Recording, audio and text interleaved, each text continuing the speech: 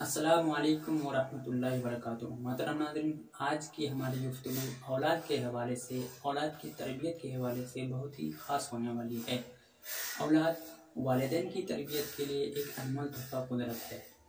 بعض اوقات انسان اس نعمت کے حصول میں زندگی بھر دعا کرتا رہتا ہے، لیکن یہ نعمت بمشیت الہی اسے حاصل نہیں ہوتا ہے، تو پھر انسان طویل صبر آزما صعوبتوں کا انتظار بھی کرنا پڑتا ہے۔ لیکن جب یہ نعمت اللہ رب العزت کے فضل و کرم سے حاصل ہو جاتا ہے، تو مل جاتا ہے، تو ہمارا مسلم معاشرہ اپنی اولاد کی پیدائش پر مسرت کا اظہار بھی کرتی ہے اور خوشیاں بھی مناتی ہے۔ لیکن کچھ عرصہ کے بعد یہ رویہ، عمومی طور پر یہ رویہ اولاد کے حق میں بدل جاتا ہے۔ یاد رکھیے، یہ رغبتیں اور غیر ضروری لاڈ اور پیار دونوں ہی اولاد کے حق میں انتہائی خطرناک ہوتا ہے۔ محترم ناظرین، آج افسوس کی بات یہ ہے کہ ہمارا مسلم معاشرہ اسلامی تہذیب و تمدن کے برخلاف مغربی تہذیب و تمدن کا دل دادا ہوتا چلا جا رہا ہے۔ بعض اوقات والدین اپنی اولاد کی خوشی پر اتنا بے خود ہو جاتے ہیں کہ انہیں حدود شرع کا پامالی کرتے ہوئے احساس بھی نہیں ہوتا ہے۔ بچے کی کم سنی میں اس کا ذہن ایک تختی کے مانند ہوتا ہے، آپ اس پر کچھ بھی لکھ سکتے ہیں، بچے اس پر عمل کرنے کی کوشش بھی کرتے ہیں اور اسے نقل بھی کرتے ہیں۔ بچے کو بات بات پر نہ ڈانٹا جائے اور نہ ہی جھڑکا جائے اور نہ ہی ان کو حد سے زیادہ آزادی دی جائے۔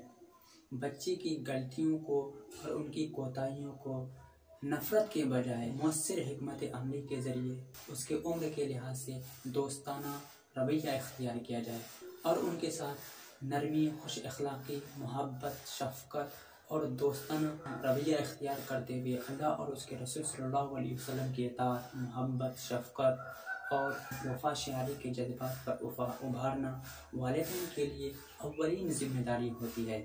اسلام زندگی کے ہر شعبے میں ایک رہنما اصول بھی فراہم کرتا ہے۔ جس طرح اولاد کے لیے والدین کی تعظیم و توقیر کرنا، ان کا ادب و احترام کرنا لازم اور ضروری قرار دیا گیا ہے، اسی طرح والدین کے لیے بھی اولاد کی تربیت تعلیمات نبوی میں وضاحت کے ساتھ موجود ہے۔ صرف ضرورت اس بات کی ہے کہ اولاد کی تربیت حضور صلی اللہ علیہ وسلم کے اقوال کے مطابق کر کے مثالی معاشرہ قائم کرنے میں کلیدی کردار ادا کریں۔ جیسا کہ رسول اللہ صلی اللہ علیہ وسلم کا ارشاد ہے کہ حضرت ابو ہریرہ رضی اللہ تعالیٰ عنہ سے روایت ہے کہ رسول اللہ صلی اللہ علیہ وسلم نے ارشاد فرمایا، جب انسان فوت ہو جاتا ہے تو اس کے اعمال کا سلسلہ بھی منقطع ہو جاتا ہے، لیکن 3 چیزوں کا ثواب اسے ملتا رہتا ہے: صدقہ جاریہ، وہ علم جس کو وہ چھوڑا ہو، اور نیک اولاد جو اس کے لیے دعا کرتی رہتی ہو۔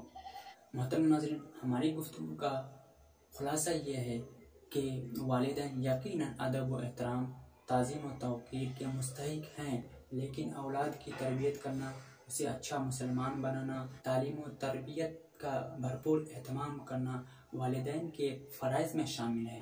صرف علم کے زیور سے آراستہ کرنا کافی نہیں، بلکہ ان میں وہ خوبیاں پیدا کرنا جس کے ذریعے اپنے اساتذہ کی، اپنے بڑوں کی، رشتہ داروں کی، غرض کے ہر طبقہ کے لوگوں کے احترام کو جانتے ہوئے اپنے عمل سے والدین کے نام کو بھی روشن کرے۔